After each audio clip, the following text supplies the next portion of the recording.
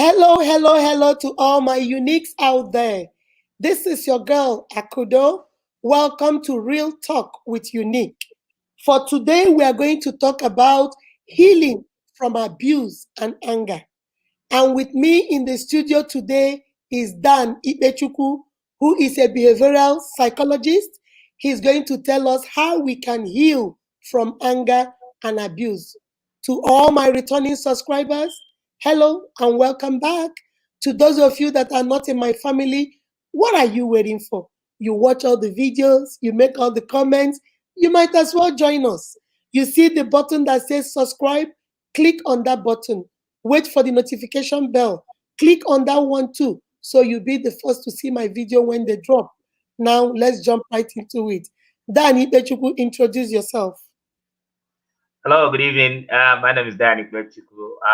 Thank you so much for inviting me to the program. I'm a behavioral psychologist. I work with substance abuse clients and patients, and then also folks with behavioral problems. So right now I work for people in health. I also have my own private practice on the side, but I have also been a school teacher in the past and done quite a few things. Of course, if I have to go back to things I've done in the past, I've been my primary responsibility when I was in Nigeria, I was a journalist. I was a sports writer and a broadcaster, and prior to moving to the States. And so I kind of changed professions, moved from being a teacher now to a behavioral psychologist. So I kind of like to look at things from brain to behavior and so on and so forth. So again, it's my honor to be part of this program. Thank you very much for inviting me. All right, thank you guys. You had it. Dan has been everywhere. He's a journalist. He used to be a school teacher. He treats, behavioral problems, drug abuse, substance abuse. He's everywhere. And guess what, guys? That's my brother right there. He's a Nigerian too. I tell you guys, we got it. We got it. All right, now let's jump right into it. We talked about anger. Those of you that have been following me, we've been talking about anger. Anger is a normal thing. Anger is a normal feeling. We talked about abuse, how excessive anger can lead to abuse. And now we're going to talk about how do you heal from that. Those of you out there, all my uniques that keep writing, you want to know, okay, we had, how are we going to heal? Today we're going to talk about how we're going to heal. And I want us to first of all go to our definition of anger, okay? Anger is an emotion, a feeling towards someone or something you feel deliberately has done you wrong. Okay? It can give you a way to express negative feelings or motivate you to find solution to problems. But excessive anger can cause problems. Danny Ikpechukwu, what's your take on that? Absolutely true.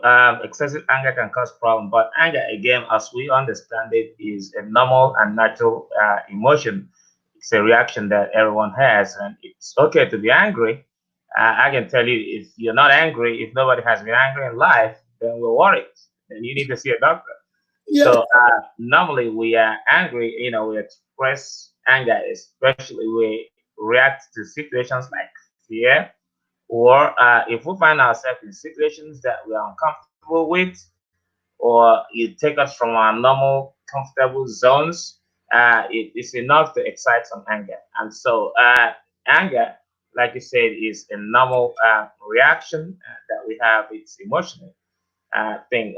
But again, when you talk about excessive anger, what you're talking about probably is inability to manage anger. And inability to manage anger causes a lot of problems in the society today. That is why, if you find out, most people in the criminal justice system, when they appear before the judge, if they have a case that has anything to do with anger, what the judge normally does, or correct, they're given a referral to take some kind of anger management class, probably about 24 weeks. Now, coming with anger management class, that's a structured program that teaches people how to identify triggers of anger. and how to manage them, and also understand that it's a normal, natural human feeling. It's not wrong to Okay, be angry, but there's something let me wrong. put a question there. You said something Right. about anger management. So what is that all Correct. about? Anger management is where you have to go to a professional anger management clinical clinician who will teach you ways and means of managing your anger. How Okay. do you understand what makes you angry? People, places, and things of influence. How do you understand these triggers? How do you manage them? How do you react when you're angry? Do you have to come, with some kind of outburst? Do you have to fight? How, Mhm. you also, we try to teach you how to adopt the fight or flight mode, kind of kick it in, when you begin to experience some kind of danger. Do I fight this? Do I confront what makes me angry? Talk about it, resolve it, and have it dealt with? Or do I just move away from it? Fine, that's flight. You kind of run away from that problem and thinking and hoping that it's not going to present itself to you. So yes, that's what anger management is all about. But at the end of the day, also as clinicians, we invoke certain theories that help us to deal with issues of anger, which is what we call the cognitive behavioral therapy. We'll talk a little bit more on that. Okay. Okay, let me ask you something. There's something you said that is very interesting. You said in anger management, you teach people flight or fight. So, fight is Correct. when you confront the issue, the anger, while flight is when you kind of walk away from it, give yourself a little bit of break. Can you explain that a little bit more for people out there? Okay, for fight, actually, when we say fight or flight, is you'll be able to confront the issues or the people, the places, and things that make you angry. In other words, you identify your triggers of anger. You Okay. know, what makes you angry. Yeah, before I'll give you an example. If you work in an office and you have a coworker that kind of doesn't do what he's supposed to or she doesn't supposed to do, Okay. uh, you can't walk away from people situations like that unless you want to You lose your lift job. yourself. So, and in a situation like that, you just have to bring it up, discuss it with the person, find Mhm. ways of coming to a common ground. There has to be some kind of compromise. Okay. And this is where also the law comes into effect.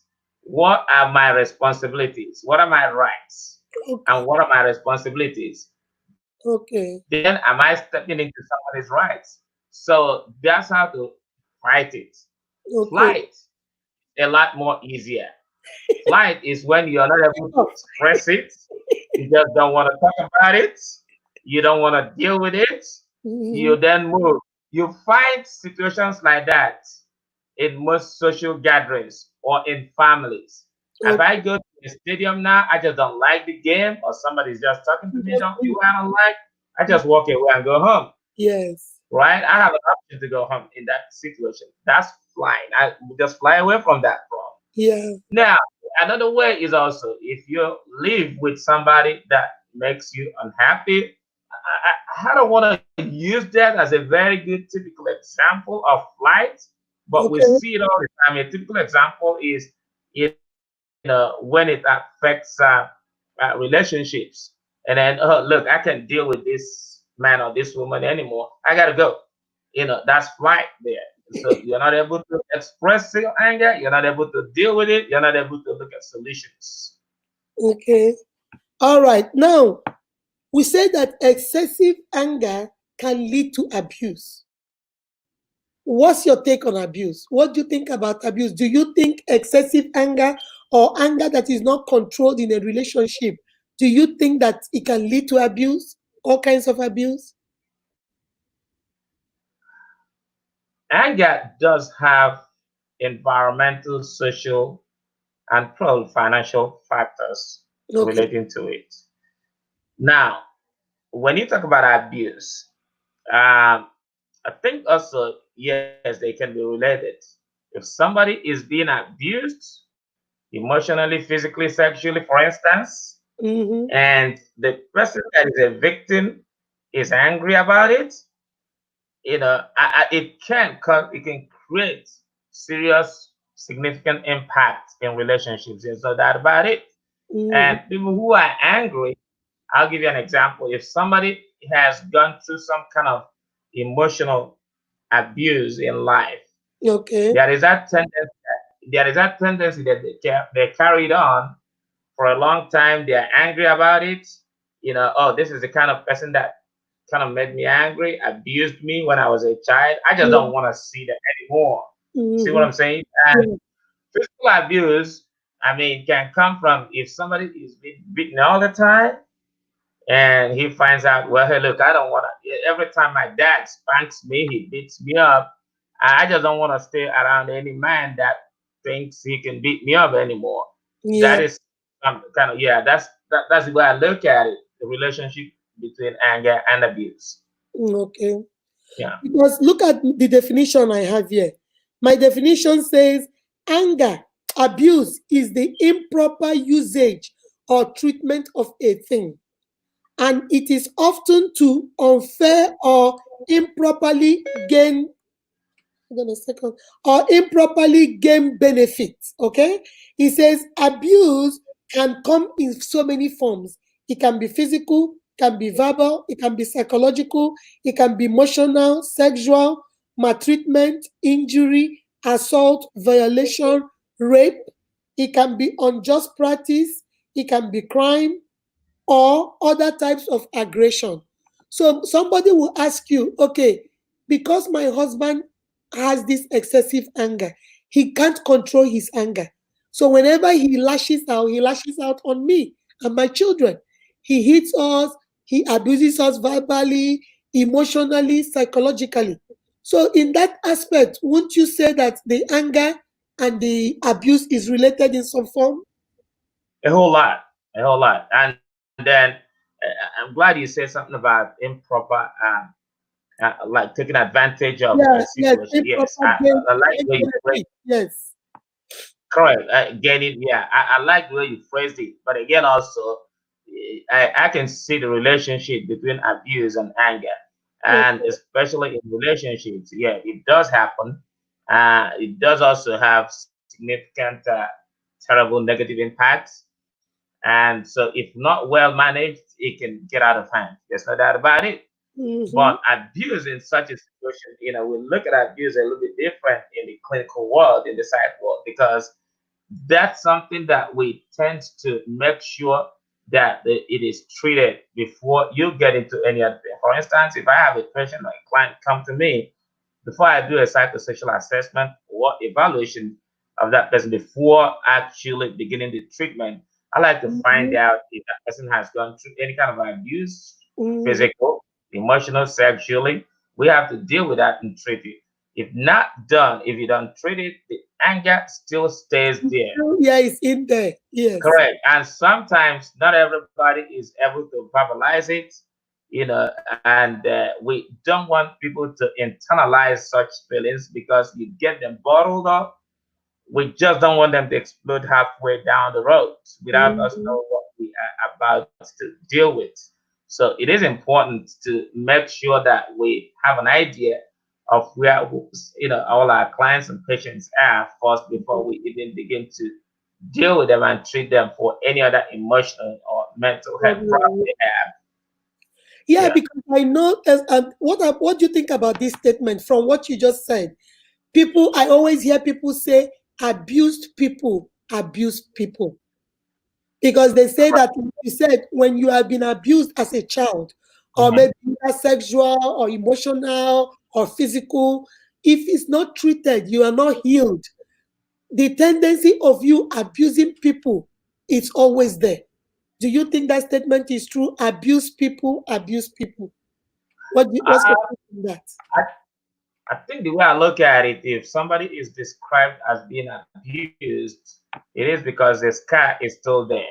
Okay. Healing it takes a long time for people to deal with situations like that. It takes, for instance, for you to deal with an abusive relationship, you have to be able to um, take a deep look into it Mm, and do what we call cognitive processing, theory so that you will cognitively look at it, process it, think through it, find out what exactly happened, how did it happen, how can I avoid this, what could I have done, and Mhm. then taking a self inventory of that situation. Once you come up with this kind of analysis, then you're able to heal gradually. Now, healing does not mean forgetting it. No, it does not. Yeah, I'm gonna ask you something on that. Continue. Right. Mhm. Yeah, healing does not absolutely mean forgetting. Healing means I'm gonna leave this behind in my rear view mirror and keep driving forward. I know that I went through this, but I just don't want it to keep bugging me down. I want Mhm. to move to the next stage of my life. I want to replace negative thoughts with positive ones. I want to improve my self esteem and not look back to myself as being sexually abused or being emotionally abused or being physically abused. The Mhm. scars may be there, but gradually over time, they'll just keep healing. Forgetting is not possible in most cases, I would say. But again, also, but time they say heals all wounds. So by Mhm. the time you keep moving forward, replacing the negative thoughts with positive and self-enhancing ones, and begin to look at new things in your life, of course, the tendency is that you will adopt a new life to get and just move, move behind and put it Yeah. in your life, like I said. Yeah, so I wanted you to say something about that because I always, when I do a coaching program, so some of the women I coach, they will always tell you, oh, if I'm still talking about this, it shows I've not healed. Or snap out of it, like their husband or their mother in laws or their family members are telling them, it is enough, snap out of it, it's too long now. Healing doesn't happen overnight, right? I want you to Correct. talk about that. It doesn't happen overnight. It takes time, even though you want to move forward. You want to, leave it at the back mirror and keep going. You still have to take time. Is one step at a time, until you get to where you're going. Say something about that. People get depressed, especially when they relieve their past abusive uh, actions, relationships, or incidents, Okay. and reliving them. Those flashbacks can come, situations that remind them of that can come. That's when we begin to talk about making sure that you heal. Healing means if I am confronted with the same situation that I had before that caused that abuse, Hmm. I now have tools and resources in my hands That's to right. manage it a lot better. Hmm. For instance, if I was abused as a child, and then of course I was a child then, I felt like a child. Now that I'm growing, I'm a little bit more responsible to know what to say, how to say it, and just avoid such triggers. Hmm. So, but am I going to be reminded of the kind of abuse that I went through? Of course I will. Now, if you're talking about physical abuse, of course, the same thing goes for physical and emotional abuse. There are words that you can say to people that will hurt them for life. Hmm. It is not good for them to keep it in mind and keep carrying it over and over. Hmm. It's okay to remember them, but it's not okay to keep them there for a Or long let time. them, or let it keep you down. Hmm. Just don't do that. Because again, also, if you just keep letting it keep you down, it can affect you, it can affect your health. And that's when we begin to talk about blood pressure. And that's when we begin to talk about every other body organ being affected. That's when we begin to talk about stress. And that's even when we begin to talk about PTSD, post traumatic stress disorder, the things that you've gone through before can traumatize, continue to stress you, down the road if not well managed and left behind. Right. That's my Okay. take on All right. Let me give you this definition now. We are on healing. that. I Okay. have a very good definition here for healing. It says it is the process of making or becoming sound or healthy again. What's your take on that? Becoming sound or healthy again. Ah, health, sound and healthy again. From that's from anger, right? Yeah, And anger and abuse. abuse. Mhm. It kind of makes sense to me, but again, also it has to be through a professional counselor, a clinician that will take proper look into everything that has triggered that anger, everything that has triggered that abuse, all the incidents. You take a complete look at all of them Mhm. and make sure that they are well processed. First and foremost, we use what we call the CBT, that's cognitive behavioral therapy. We begin to retrain the brain, Okay. not go back and think about that. And we look at how behaviors can be modeled after the new thinking now, and Okay. then we look at how your thought process can now guide what you do every day. In other words, I can look at it this way. Sometimes I call it reprogramming your life GPS. The GPS takes you to where you program it to go, Mhm. but you have a choice to reprogram it. If you want to go to Alabama from Georgia, you gotta program your Put GPS to the take you to Alabama. information exactly. If Mhm. you don't program your GPS to take you to Alabama, if the GPS once is still living in the old program that you went to Tennessee, it will start taking you back to Tennessee. So you got to be able to program your life GPS. Here's where I'm going. I'm gonna leave this behind me now. I don't want to talk about this. This is how I'm gonna face it. So there has to be a complete cognitive behavioral therapy applied in this process of healing. And Okay. then you also, as a victim, that person also has to begin to think on how to, do I process this well in such a way that I gotta be able to leave few things that are actually bothering me behind and move forward. So there Okay. has to be that process to take place before things can work out well. Okay. One of my uniques asked a question. He said that Okay. they're happy that a man is on the panel today. So the question is, can a man be abused? Do you think a man can be abused in a relationship? Either Everybody, physical, emotional, everybody, now they got you now. it's let's narrow it down. Let's narrow it down. When you say in a relationship, I can look at it from different ways. It's kind of broad. Now, Is can a man be a can a man be abused marriage in his office? relationship. Huh? In a I'm marriage sorry. relationship, yes. Okay, now we're talking. Okay, in a marital relationship. Yeah. Okay, because I just wanted to kind of Yeah, make sure that we have narrow it put down. that door so wide open that I can go into several places in it. But Okay. yes, of course, abuse does not have. How do I put it now? You Is can't. is the way I say is an equal opportunity offender. He doesn't have a race, he doesn't have a gender, he can No, happen to anybody. exactly, exactly. Yeah, I was trying to be a little bit politically correct. Yeah, I know we're on air, so, but again, also anybody can be abused. That's right. Period. Yeah. Anybody and everybody can be abused.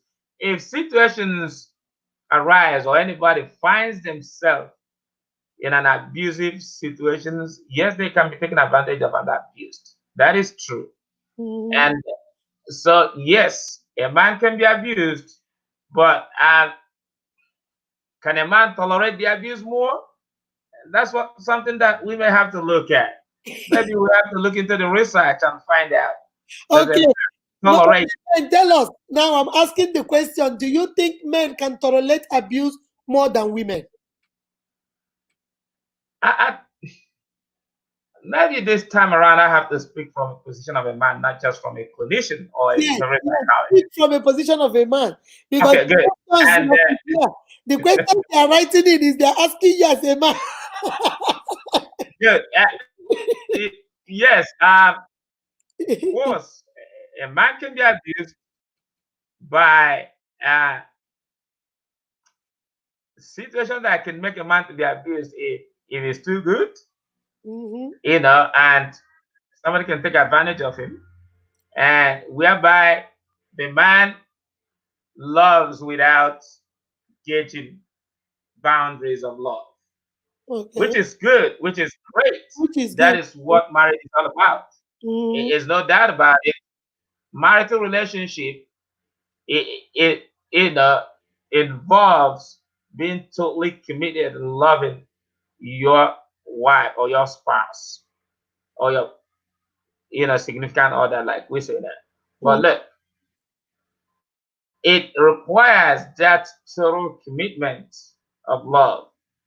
And but again, also there are good people out there, there are bad people out there. that's right. And a man can run into a bad lady, a bad wife, and of course he'll be abused without knowing that he's being abused by he doesn't know how to complain. He doesn't want to complain because he just don't want problems. He doesn't want somebody to keep yelling, Mm, talking.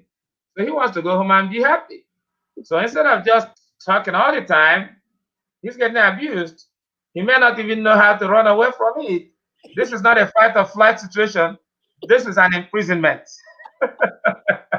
So you can't fight it. mm, Reason you can't fight it is you may not win. Because I think you just cannot win. you can't. You can't fly out of it also because you cannot win as well. So what do?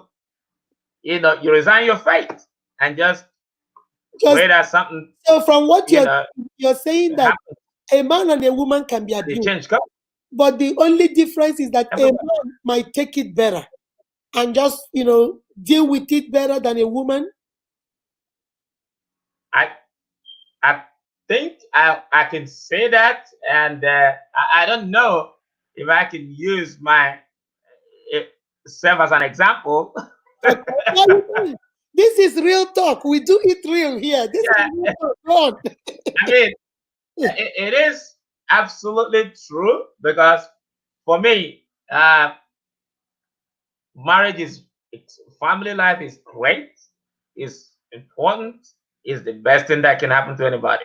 Mhm. And so I I did enjoy one until my wife died, about 7 years ago. So it was, I can tell you something.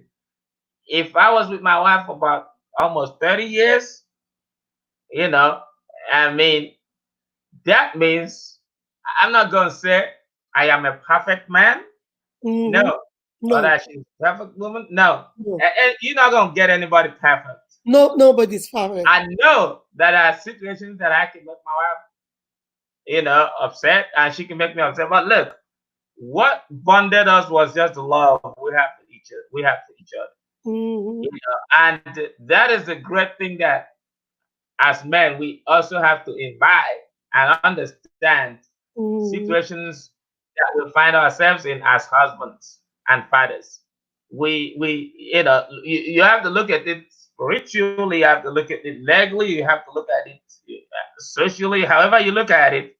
We have more responsibility to make sure that we maintain and manage our marital relationships. Yeah. Well, Yeah. my sister that asked this question, for me, I think that a man can be abused just like a woman, but because of the Yes. society we live in, the society has made it in a way that if I come out and tell anybody, oh, Nelson, my husband is abusing me, people have the Mhm. tendency to sympathize because the world looks at a woman as the weaker sex. But if Correct. Nelson comes out to tell you guys that, oh my God, Akudo is abusing me, other men will make fun of him. They will look at him as less than a man. So most times men don't even bother because nobody will believe them. Then they Correct. look at you like this tall man and this big man. You want to tell me this little bitty girl is abusing you? Yeah, because the only abuse we see is physical abuse. But we Correct. all knowing that women, we can abuse our husbands through verbal. We can abuse them with the words. We don't have to hit them, but we can abuse them with words. We can Yeah. abuse them with psychological abuse. It can be emotional. But when that's why they say like a 20/80 report issue, women are more likely to report while it's only 24% of men report abuse. But my sister, they are being abused too. But it's just that they don't want to talk about it. They don't want it. There's a lot of stigma attached to it. Who is going to believe a man? They'll call you a crybaby. They'll call you you're lying. How can you know? So there's no need. They don't even bother to report it. I think that answers And your also, let's face facts. I know you said something about the society we live in, and you're gonna yes, use the US as what you mean, or the exactly. Western world, Yes, right? And yes, definitely, a woman has a little bit more, has an edge, yes. when it comes to certain situations like that. So there's no doubt about it. But again, also, the man has to manage his relationship, his family, That's and right. before it even gets out of hand. Mhm. More responsibilities, falls on the man to handle those things before they get out of hand. I have no doubt about it. Yes, that's true. That's right. Okay, so like we were saying before about healing from abuse, I've had so many women, come write me and they said, okay, I've been married to this man for 10 years. And initially, he started with verbal abuse. He calls me all kinds of names. And then he gradually moved to silent treatment, psychological abuse. Gradually, he went to not eating my food. Emotionally, the abuse continued until finally it got to physical abuse, where he now hits me. And I have two children. I have a 10-year-old and I have an 8-year-old. And I don't want to leave him because I feel like if I leave, my children will miss out their father. So, how do I heal? So that's the question for you, Dan. How do I heal? Should I stay there? There is no hope. This man is changing. I have asked him for counseling. He said no. I've asked him, let's talk to the pastor. He said no. He doesn't go to church. I've talked to my parents. Everybody has talked to him. I've called, people like the people that gave us, like is it when you get married, those people that will stand in for you. We have talked to them. He is not going, he's not changing. So when you say heal from anger and abuse, I want to ask, how do I heal? That's your I'm just, question. I'm just gonna use the same example that you gave of the lady being married for a very long time, Mhm, with two mhm. children, and going through this kind of abuse. Again, there's an opportunity for fight in this one than flight. Okay, You know, find out, discuss this, and find out exactly what's making the young man upset. Discuss it, ask him questions. If it gets out of hand that you think you can't handle it, take the courage to discuss it outside. Take it a little bit outside. In other words, escalate the situation in such a way that you are always looking for a win-win situation. You want this to be resolved. Have a mind of resolution for it and a compromise. mm, And then, you know, um, what we also see sometimes in the behavioral world, or in this industry, is that culture has a lot of roles to play. to play. You Mhm. know, um, I can tell you that I usually joke with some of my Nigerian friends and tell them no Nigerian man can accept being depressed because it's just in their culture. A taboo. It's a taboo. A man doesn't get depressed, but look, we get depressed. Yeah, But that's we true. just don't. But we just don't verbalize it. We don't Yes. discuss it. Mm-hmm. We have issues and problems psychologically, emotionally, but we just don't discuss it. And no, I mean, we don't want to go to professionals and have counseling when we have issues like that. We think we can deal with it. No, people are trained. That's why you have marriage counselors, and people are trained to deal with it. What you can do is find out if this young man can go, whereby he cannot. I do not subscribe to just staying there and continue to be abused. No, that is wrong. That is not right. Mm-mm. What I will suggest is being able to come out boldly and say, hey, look, we got to deal with this. I think I have looked at myself. This is what I do that is wrong. I just don't control what I say. I use words that hurt you. I Mm-hmm. understand that. But your reaction sometimes goes way beyond. Way beyond, So yes. how can we deal with this? Can you stop doing this so I don't have to be talking to you? Or stop coming back late? Or stop coming back smelling drunk? Or just, kind of manage things well? Can we get to a point of compromise? Can we discuss this? And whereby it's not able to be discussed, that's why that's when you invoke the rights and responsibilities as individuals. That's why, as citizens, we do have those rights. As humans, we do have those rights. Mm-hmm. Nobody should be living under an abused, in any kind of abused relationship. It Mm-hmm. is not right. It is not Mm-mm. healthy. It is not good. It's Mm-mm. not even good for just not those two people, but also for the children, For the children. because we're not Right. laying good examples for them. So I would suggest that the sooner she discusses it, tries to find ways and means of managing it and dealing with it, the better. But the man needs to, uh, he needs to be brought to that point where he can then subscribe to being able to discuss it and open up a little bit about what's been going on at home. Sometimes men don't do it.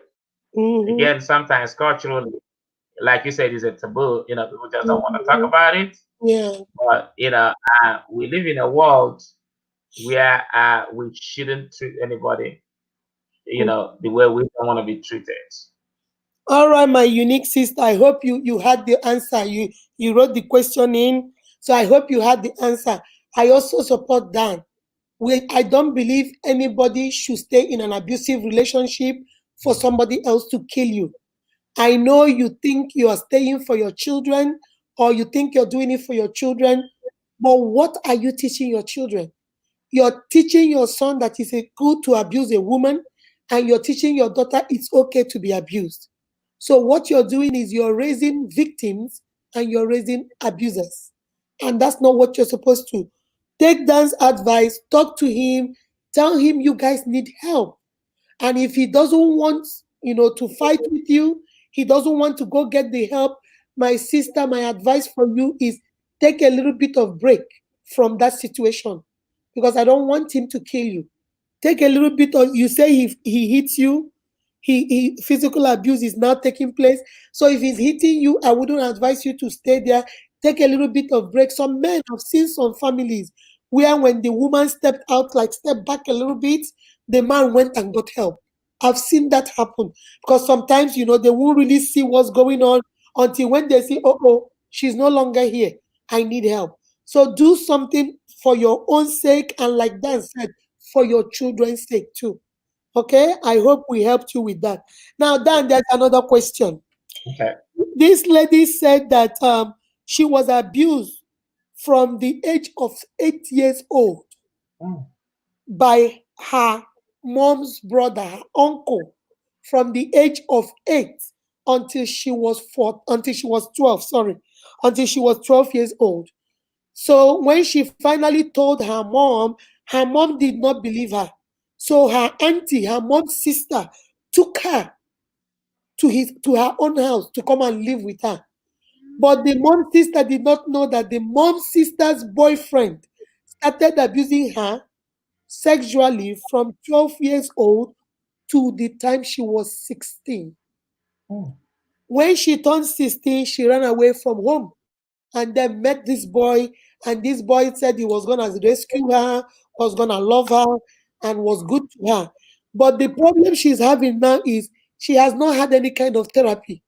She has not had any kind of help. So all this from the age of 8 years old till the age of 16, that's 8 years, she was sexually abused by people she trusted and loved as family. Now she said she finally broke up with the boy. She's now on her own. She's working. She's trying to keep it together. But the problem is that she feels she is a damaged good. She feels she's broken. She wants to heal. Where does she start from? There has That's to be it. a process in restoring. There has to be a process to be taken in restoring the self-esteem. There's no Okay. doubt that having gone through this kind of sexual abuse for a long time and not being trusted by her own family when she was trying to bring up the issues, she will not trust people now. There's no doubt about it. This scar will live for a long time, but Yeah. it is not going to be something that she has to just keep holding down without finding ways of moving forward. The Mhm. thoughts and feelings, have come, but again, also, I will suggest that she talk to a professional. That's why I said we always look at, in fact, right now in the state of Georgia, and I think nationally, before you begin to do anything in behavioral health, you have to look at abuse history of clients and patients. Have they gone through physical, sexual, or emotional abuse? For this particular young lady that has gone through sexual abuse, before you even begin to treat any of the problem that she has, you have to be able to treat the stress of that she's going through right now, Okay. knowing fully well that she can't trust any man. Um, it is going to be a little bit difficult for her to trust anybody around her, but it will take a long time for her to completely. I don't want to say that she's not going to be able to heal, no, but she will heal. But it's something that she has to go through. Again, I keep using this theory that we use and find out that it works so well in our clients and patients. It's called cognitive behavioral therapy. You have to change the thought process. You also have to use your own processing theories and then think through things and change your thought process and look at things from a different perspective. What did I do? What could I have done? And you couldn't have done anything as a young girl. You were taken advantage of. And so, situations like that, all you can say to yourself, do I continue to live this way and enslave myself, my conscience, about something that happened when I was very young? No, you just have to move forward. Changes come every day, and that's going to be constant in life. So you keep moving forward and look at things positively more and put all those things, like I always say, in your rearview mirror. Now look at them again as something that has happened. I mean, it reminds us idea, flashbacks idea. Sometimes when a man touches you, even as an adult, you Yeah, get scared. you will cringe. Yeah, Yeah. you get scared. That's gonna be for a long, long time. But again, at some point, it is my hope, and from what we see in most clients and patients, they go through that, they heal through that, especially when you reintroduce a new lifestyle. You know, have some kind of deep breathing, think through it, exercise, find something socially that makes you happy. Find a young man also that can make you happy as well. So, I mean, again, every man cannot be an abuser. And at the age that she she's able to at least express herself, discuss certain aspects of the relationship. This is how we're gonna do this. This is how what you're gonna bring to the table. This is how we can manage this relationship. And at that point, I think the process of healing can be established and followed. All right, my sister, I hope you're listening. You just text me the question. Please, please, please, please, please, my sister. Like he said, what happened to you had nothing to do with you. You couldn't have done anything. You were an 8-year-old little girl. You trusted your uncle. You didn't know any better. So it happened to you, like he said, it's now time for you to heal. You need to reach out for help. And the first place where you start is you have to rebuild your self esteem. If you are interested, hit me up. My email is UNIQUEAKUDO. I have a coaching program I'm doing. I am enough. It's a course about self esteem. Reach somebody out there. Hold on a second. So make sure you reach out to me. And there are so many people out there that will also help you. Reach out, come to me. If you don't want to come to me, go. There are so many coaches out there. There are so many counselors out there that will help you restore your self-esteem, your self-confidence, and you know that what happened to you was major, but you can live after. There is life after abuse. There is That's life after you said that you feel like you're broken and you are a damaged good. No, my sister, you're not damaged. No, my sister, you're not broken. The damaged and the broken people are the people that abused you. You are not damaged and you're not broken. You are beautifully and wonderfully made by God. That's why I tell you guys you are unique. All right, hit me up and I'm going to walk you through the course. It's an 8-week program on building your self esteem, discovering who you are, and then we'll go from there. All right, what happened to you happened. Like Ikpechukwu said, you can't change it, but you can look at it from the back and then you can move forward. All right, so that is the second question. Ikpechukwu, you're in trouble. Oh. that. You guys are putting me on the spot, but okay, I'll do the very best I can, especially on. You are in I'll do- trouble. Okay, this one is a brother. Okay, he said that he is in a relationship with this lady for 3 years, and he loves this lady, but that this lady is abusive, not just physical. She throws things. She hits him with the shoes. She will break things. Verbally, she will call him all names under the book, except the one his mother gave him. And he said he has tried to talk to her. He has tried for them to go for counseling because he truly loves this girl. He has tried for them to go to counseling. He has tried everything, but the girl is not budging. She's not budging. And she doesn't know every time he tells her he is leaving, she would threaten she's gonna kill herself, she's gonna hurt herself, and he is scared to leave. What is your opinion?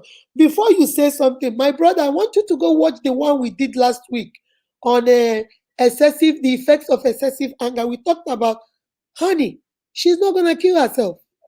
That's a way of manipulating you so that you don't leave. Okay? Now, Ikpechukwu, to you now. What's your take on that?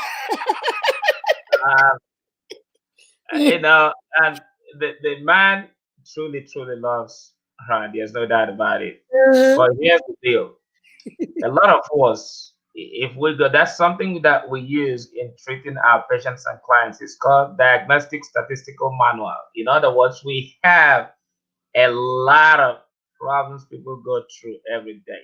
Okay. Anxiety disorder, depression, is a lot of mood disorders out there. People go through this every day, including myself. But this is the deal: some folks cannot identify what they're going through because they have not been clinically diagnosed and Okay. because they have not gone for help. My feeling is that the young lady may be going through something emotionally, mentally, that she may not even know. I don't want to escalate it to the point of bipolar or schizophrenic and all that, but You actually, might be right. You might be right. but I see a little bit of those symptoms I there, see a especially little bit of bipolar. bipolar too. Yes. Because the reason why I'm looking at bipolar is, blowing hot and cold. Yeah, she You know, blows hot and cold. Yeah. exactly. So the fact that she can throw things 1 minute and the next minute she is crying about dying, and then she loves the man. There's no doubt about it. But when she does those things, chances are that she may not even know when she is doing them or what is triggering her actions. She may not know. That is more reason why she needs to see a specialist. She needs to go to a professional and get diagnosed and get through some kind of treatment. Trust me, there's a whole lot of behavioral treatment options for people like that. And it works. It just doesn't have to be medication. Sometimes people are scared because they don't want to go through the antidepressants and things like that. No. Or other Everything is not about medication. Yes. mood stabilizers. No, we don't want to think about that. But Mhm. there are therapeutic steps that you can use to help that person, but you just have to go through a professional who understands the steps, who is trained, licensed, and certified to give you, you know, day by day, step by step treatment that is required. From this situation, I can tell. I mean, I can maybe hazard a guess here that is not normal. But that young man is a great person in the sense that, Yeah, he's such a good man. yeah, Mhm. he is courageous enough Yeah, to to find stay. ways to help. I mean, it is good because most men will run away, you know, and they just don't want to deal with that. But at least what he can do is to find ways of at least helping her, and without violating her rights. She's an adult. She has to subject herself to treatment. There's no doubt about it. But also, somebody else can help her, and it becomes a support team that she has. Mm. And that young man can be part of that support team or other members of the family to at least help her to get to treatment. And because again, that's where we come to culture. Sometimes when people hear, oh, look, did you go to a psychologist or did you go to a There's psychiatrist? a stigma. He's crazy. No, he's not. All of us are crazy, but we have to get through these steps every day. Sometimes Mm. you just have to take that, pick up the courage to do that. Yeah. All right, my brother, you heard what he said. For me, my little 5 cents is my brother. She needs help. We are not going to diagnose her, but like the behavioral psychologist said, if you look at it, you see that she has a little bit of bipolar. She blows cold, she blows hot, all at the same time. So for me, I think I support what he said. Go get help.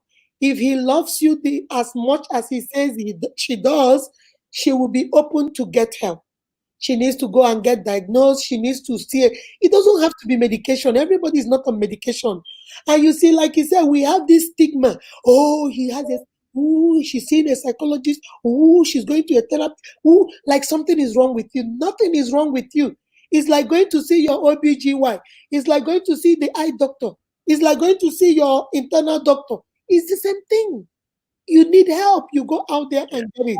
So please talk to her and see if she will go with you, so that since you love her and she loves you, that way you guys can get the help you need. Okay? Now, another one. Ikpechukwu. Okay, this is a sister. Okay? She says she has been married to this guy for 12 years. 12 solid years. And for these 12 years they've been married, this guy is a chronic cheat. He cheats all the time. Every time he is sorry, but he will cheat again.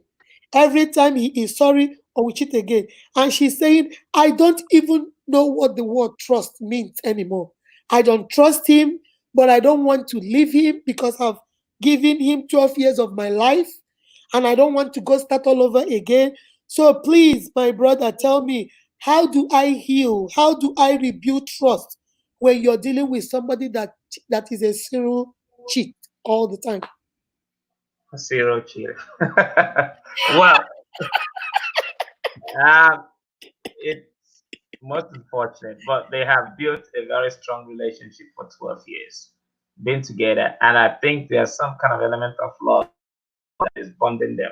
You know, um, Again, also, I'll look at it from a professional point of view. We do have sex therapists, trust me, and they're out there, they're licensed, they're certified, and these are things that they have to work with, and sometimes even in the criminal justice system, they identified problems of clients or patients, they are treated with professionals. They have to go through some kind of assessments, evaluations, and diagnoses and treatment. So you might be looking at a young man who falls under that category because the symptoms are quite obvious there. He might need And because if he has, help. Yes. if he's again, if he's a chronic cheater, Mm-hmm. or somebody that does it all the time, um, again, I think what the young lady can do is to find a way to say, hey, look, I think you need help. Because some men actually will tell you, yeah, I need help. Because I can't control myself. I just won't be able to do it. Again, this is something that therapy works with. The therapists are trained to handle situations like that. Well, if you say you don't want to go to a therapist, all well and good. Try the best you can to find out ways that you can change his ways. But I don't know how much you can do. There's If not. the lady, if the lady does what she's supposed to do at home, and satisfies the man, cleans the house, cooks, does everything, It will not help, my brother. and then and again sexually satisfies him, then and he still does that, then that's where we'll find out there's something wrong. But again, she also has to take a real critical look in herself and find out, have I done all these things? Or ask him, tell me, what are you looking at outside that you think I don't have? Or what do you think? How can I improve myself so that you don't have to be going outside? I'm a little bit concerned about how much you go outside. There's a lot of risk out there for you to be doing that. So, but I love you so much. How can we deal with this? And if just if no solution can be provided here, if the young man is not yielding to some kind of agreement to treat his problems, then my suggestion will be continue to find ways to deal with it. And at some point, um, you have to stand your ground and say, hey, look, I got to go. I got to save my life here. And I can't deal with it because, again, let's look at it this way. The young man is out there enjoying himself, but the lady is emotionally dying. Exactly. So we don't want situations like that. And Mm, so that is where you will come to that hard decision. It is mm. not good to do that. But that pain of making sure that you step out, like you said earlier, and allow things to change or cool off and see if there's going to be some kind of changes coming is required in situations like this. Yes, I would say. Mm. All right, for me, my sister, I think for people like this, like he said, sometimes there's a problem right there. Most people, if they really tell you the truth, maybe they were exposed to sex at a very young age. So sexually, they can't control themselves. Some people, it has to do with self-esteem. Some men, they feel inadequate and they make it up by cheating because they think, oh, you can see how many girls I can get. I can get as many as I want. So that's another one. And then there are some people that I don't know whether you have heard this word before, nymphomaniacs. It's a problem. They just like sex. It's like people are addicted to drugs, people are addicted to alcohol, they are addicted to sex. So even if you like to stay on the chandelier, he will not be satisfied. Even if you sleep with him and make love with him from Monday to Friday, 10 times a day, he will not be satisfied because it's a sickness. So these are all different reasons. So my advice to you is find out which one is his problem. And the only way you can find this out is suggesting, like he said, there are sex therapists out there. This is all they do. They will talk to him, they will diagnose him, they will find what the issue is, and then they will put some strategies on how to help him. They might give him things to do whenever you have the urge to go have sex with somebody. Go and do this, go to the gym, do this. There's so many, they walk them with steps. You need that help. I can understand you saying you've been with him for 12 years. It's not easy to just get up and leave when you have It is. invested your time, and I understand that. But my sister, tell him you need help. Like he said, he's out there having fun. You are miserable. You are miserable and unhappy at home. Why? That's not fair. So either he gets up and you guys go get help as a family, as a couple, and build your marriage. Or, like he also said, if you have done everything and he's not getting help and he's still doing this, now you have to run for your own life. You run for your own life because you have to be safe first before you can be married. So you have to do things that will protect you and not any other person. But the first thing we advise you, tell him, because he might not even know he has a problem. Like he said, he might not know he has a problem because we live in a society where men do, boys will be boys, boys, oh yeah, boys will be boys. So they think it's the cool thing to do, just go cheat. The more body counts you have, the more popular you are. Oh So, Lord. yeah, that's true. So most of the time, they don't even know. So you have Ah, to call his attention to it and explain yeah. to him that this is a sickness. He needs help.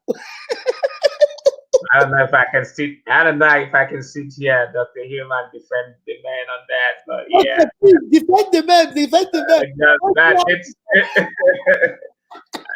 I don't know if there's a thing of the pride to do the count because there are social implications on that. There are legal implications as well, and there are health implications. And so cheating has a lot of implications. You just don't want to go out there and get sick because you just didn't control yourself. You don't want to go out there and get yourself legally implicated by maybe just making babies out left, right, and center without having enough resources to take care of them. And that's when the child support problems comes into effect. And then that's what you just cost yourself.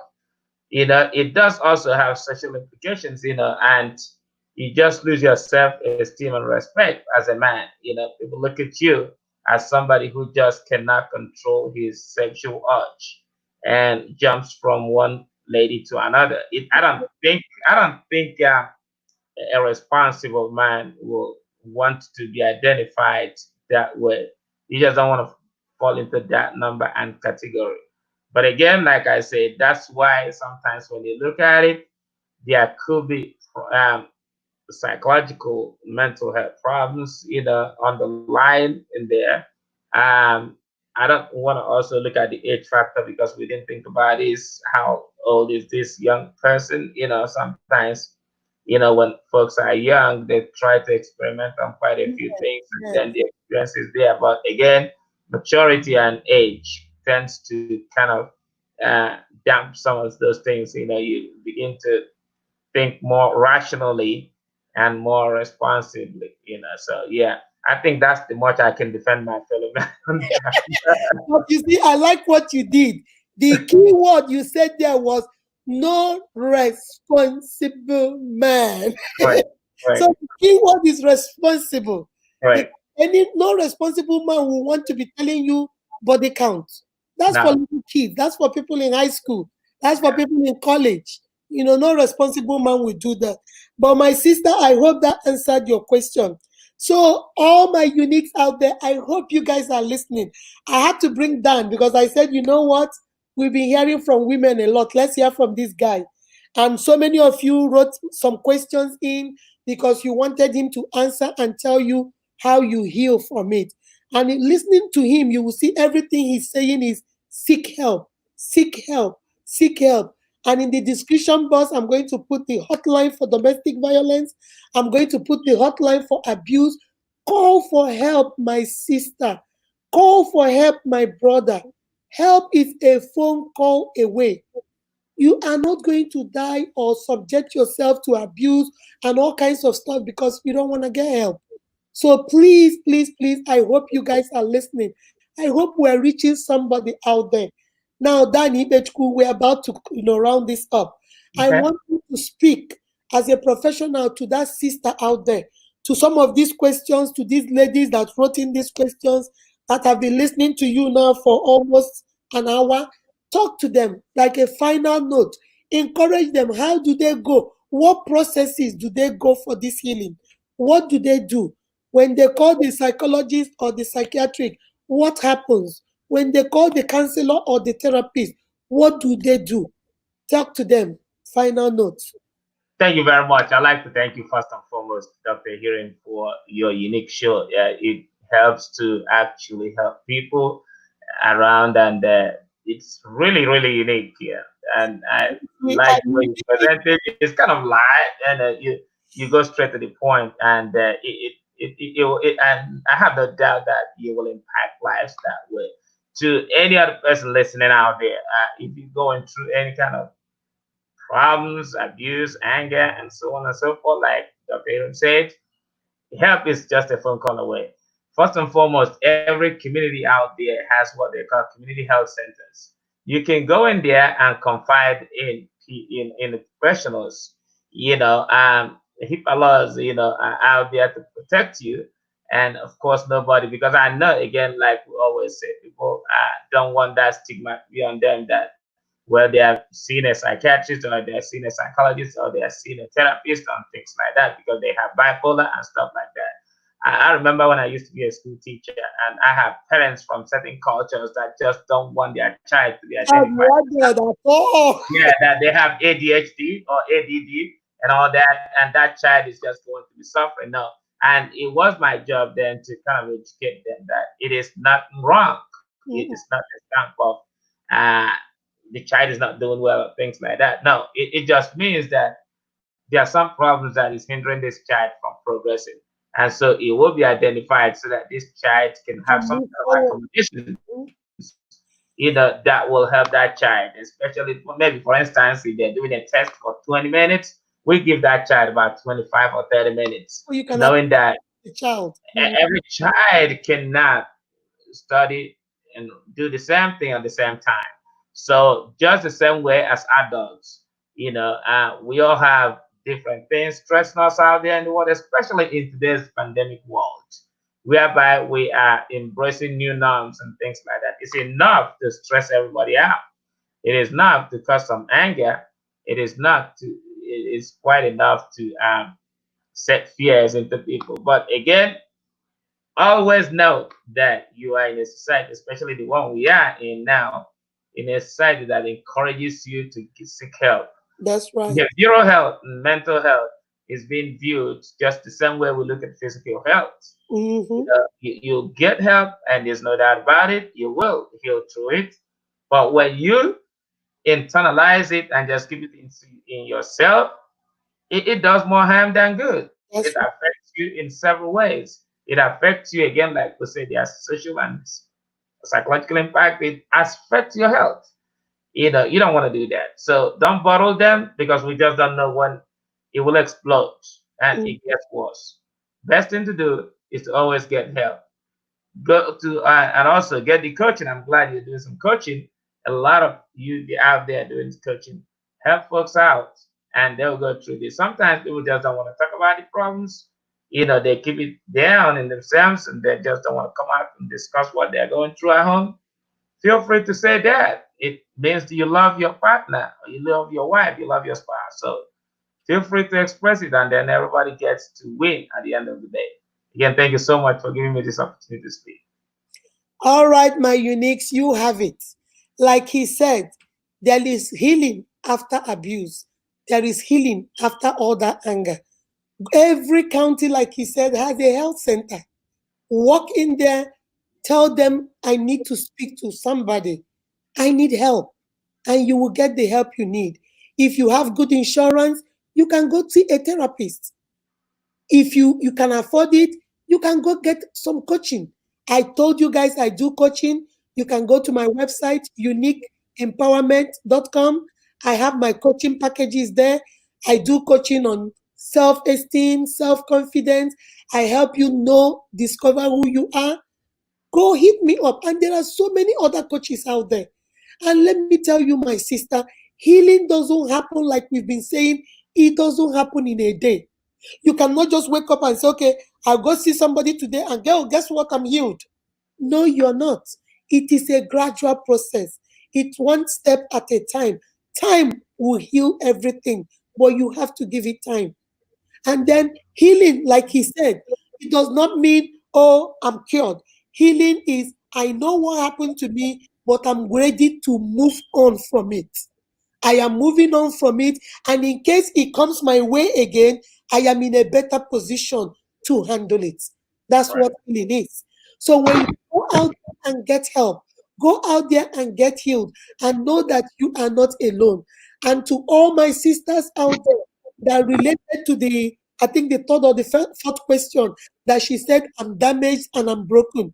No, you are not damaged. No, you are not broken. Life will always happen. But Yes. your attitude, how you react to it, is what counts. Life is only 10% of what happens to you. The other 90% is your attitude and how you react to it. That is true. Every therapy is out there. And I want to address my African family, mostly in my African culture, because he said something interesting. Culture plays a big role. In my African culture, we have this mentality that if you go see a therapist, or you go see a psychologist, or you go see a psychiatric doctor, oh, you are crazy. Now she's taking the crazy pill. Now they're looking at you with side eye like something is wrong with you. No, my sister, it's like seeing your doctor. It's like seeing your primary care physician. It's like going to your OBGY. It's the same thing. Go out there and get help. The reason why I said this was when I was doing therapy, I walked into a family. You know, they give us the name of the client and who to go see. I walked into their house. When I saw their name, I knew they were Africans, but I didn't, the English name threw me. I didn't know they are from River State. So when I got in there, I rang the bell. The mother opened the door. When she saw me, I had a blonde wig. So she didn't know I was African until I opened my mouth. So when, when she saw me, she thought I was maybe Caucasian or what, I don't know. But once I came in and I said, hello, how are you doing? I'm Dr. Akudo Ehirim. I'm here to see your son. She turned around and said, where are you from? I said, I'm from Nigeria. She said, where? Which part of Nigeria? I said, Imo State. He said, oh, I'm from Rivers. Which son? Nothing is wrong with my son. Who gave you my number? Why are you here? I'm being honest, Dan. This woman embarrassed me. She said, oh, no, no, no, no. Please, I don't know why you're here. The husband came out and the husband said, this is the company we called. Family Intervention Services that time. He said, that's the he said, no, no, no, no. Nothing is wrong with my son. Nothing is wrong with my son. Please, ma'am, you have to leave. I'll call your office. You have to leave. I left. When I got to the office, my supervisor told me, oh, she called and said she doesn't want any Nigerian. Wow. She doesn't want any Nigerian. She doesn't want anybody from any African country. So I said, really? And I just laughed. So that's why I want to direct this to my African people, my African uniques. There is no shame. There is no shame that your child is bipolar, or you are bipolar, or you have a sex addiction, or you have a drug addiction. There is no shame. It happens to the best of us. All you need is help so you can actually heal from it and be in a better position to move forward and be ready to deal with that situation in case it comes your way again. Remember to give us a thumbs up, share this video, and please subscribe to the channel. I'm still waiting for my 1,000 subscribers. To all my uniques out there, you know how we do it. You are beautifully and wonderfully made by God. That is why you are unique. Ikpechukwu, say bye. Thank you very much. Bye Thank bye. you. Thank It's you, been a guys. pleasure. Bye. It was a pleasure for your evening. Thanks. Bye. Bye.